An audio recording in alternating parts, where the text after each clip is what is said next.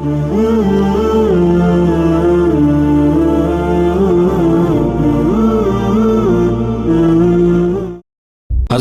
عمر کا نام انقلاب برپا کر دیتا ہے۔ حضرت عمر کا نام کفر کے ایوانوں میں جبر، ظلم، شرک کی وادیوں میں جب حضرت عمر کا نام بھی لیا جائے تو بھائی ایمان کانپنا شروع ہو جاتے۔ حضرت عمر فاروق رضی اللہ تعالی عنہ، حضرت عمر معمولی شخص نہیں، معمولی آدمی نہیں۔ کچھ لوگ صدیوں کے بعد پیدا ہوتے ہیں اور کچھ لوگ ایسے ہوتے ہیں جو ایک ہی بار پیدا ہوتے ہیں، ان جیسا دوسرا پیدا ہوتا ہی نہیں، دوسرا ان طرح کا پیدا ہوتا ہی۔ حضرت عمر رضی اللہ تعالیٰ عنہ جیسی شخصیات پیدا ہی نہیں ہوتی دوبارہ۔ سارے صحابہ در رسالت مآب پہ خود آئے۔ یہ وہ عظیم شخص ہے جسے اللہ کے محبوب نے اللہ سے مانگ کے لیا ہے، کہا اے اللہ یہ مجھے دے دے، اللہ سے مانگ کے لیا ہے۔ اس لیے صوفیاء کہتے ہیں کچھ مرید ہوتے ہیں کچھ مراد ہوتے ہیں، کچھ مرید ہوتے ہیں کچھ مراد ہوتے ہیں۔ مرید وہ ہوتا ہے جو چل کے آتا ہے، آ کے مرید ہوتا ہے۔ مراد وہ ہوتا ہے جسے کہا جاتا ہے کہ یہ کبھی میرا بن جائے نا، یہ کبھی آ جائے نا، میرا بن جائے، اس کو مراد کہتے ہیں۔ حضرت عمر مصطفیٰ کریم کی مراد ہیں، حضور کی مراد ہے۔ اللہم اعز الاسلام بے اسلام عمر ابن خطاب، اے اللہ اسلام کو عزت دے دے، میرے عمر کو کلمہ پڑھنے کی توفیق عطا فرما دے۔ اور کیسے دعا مانگی؟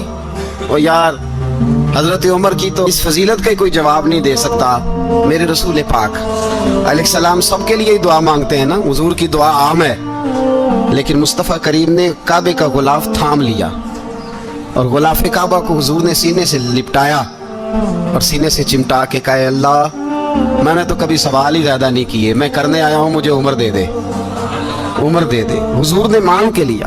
اور پھر جب جس کو حضور مانگے اللہ سے کہ حضرت عمر رضی اللہ تعالیٰ عنہ کا آج یوم شہادت ہے، میرا تو دل کرتا تھا کہ فجر سے باتیں شروع ہوں اور سارا دن ہی عمر کی باتیں ہوتی رہیں، سارا دن جناب عمر کی باتیں، سارا دن، اس لیے کہ ذکر جناب عمر کا ہوگا پر راضی اللہ کے رسول ہوں گے صلی اللہ ہو، تو جاگ کے بیٹھے، خوش ہو کے بیٹھے۔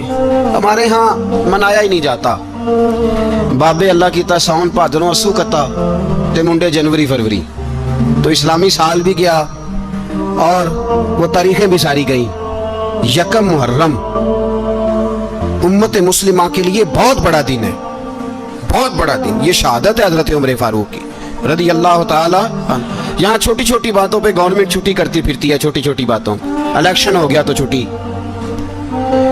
فلاں جگہ پہ تھوڑا سا کسی نے خبر دے دی کہ کوئی پریشانی ہے تو چھٹی، فلاں جگہ یہ ہو گیا تو چھٹی، یہاں تک کہ فلاں وزیر صاحب فلاں علاقے میں آئیں گے تو سارے علاقے کو چھٹی۔ اور اب تو اس سے بڑا حال ہونے لگا ہے، اگر جن لوگوں کی سندھ میں حکومت ہے ان کے لیڈر کا دن آیا تو اس دن چھٹی، اور جن کی پنجاب میں حکومت ہے ان کا دن آیا تو چھٹی۔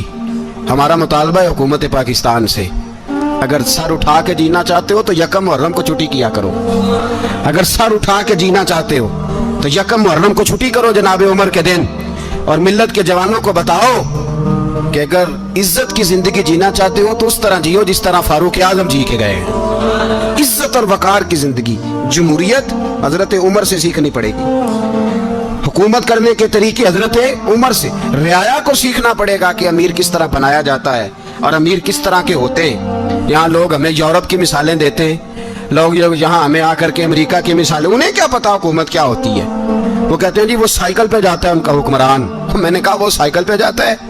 میرے عمر فاروق مدینے سے مکے گئے تھے تو پیدل ہی حج کرنے چلے گئے، پیدل ہی، اور جناب عمر فاروق رضی اللہ تعالیٰ عنہ عید کی نماز پڑھانے گئے، عید کی نماز عمر خطبہ عید دینے گئے۔ اور اس زمانے میں کون سا غریب ہے جو ننگے پاؤں جاتا ہو؟ کون سا غریب ہے جو مسجد ننگے پاؤں جاتا ہو؟ لوگوں نے تو 3 قسم کی چپلیں رکھی ہوئی ہیں، ایک مسجد جانے کی علیحدہ ہے، گھر پہننے کی علیحدہ ہے، شادی بیاہ پہ جانے کی چپل علیحدہ ہے۔ حضرت عمر فاروق رضی اللہ تعالیٰ عنہ نکلے عید کا خطبہ دینے کے لیے تو بیوی سے کہنے لگے جوتا، اس نے کہا صاحب اتنی دفعہ ٹوٹا ہے اب گانٹھا نہیں جا سکتا، इतनी दफा टूटा है कि अब दोबारा पैबंद नहीं लग सकते। तो हज़रत उमर कहने लगे चल कोई हर्ज नहीं, बगैर जूते के नंगे पैर ही चलते, कोई हर्ज नहीं। तो कहने लगे लोग क्या कहेंगे? फरमाया चुप कर, लोग जिस दिन उमर ने ये देख लिया ना लोग उसके बारे में क्या कहते हैं, उस दिन उमर उमर नहीं रहेगा। तो कहा फिर आपका नजरिया क्या है? फरमाया मेरा नजरिया ये है कि रब रसूल मेरे बारे में क्या कहते हैं।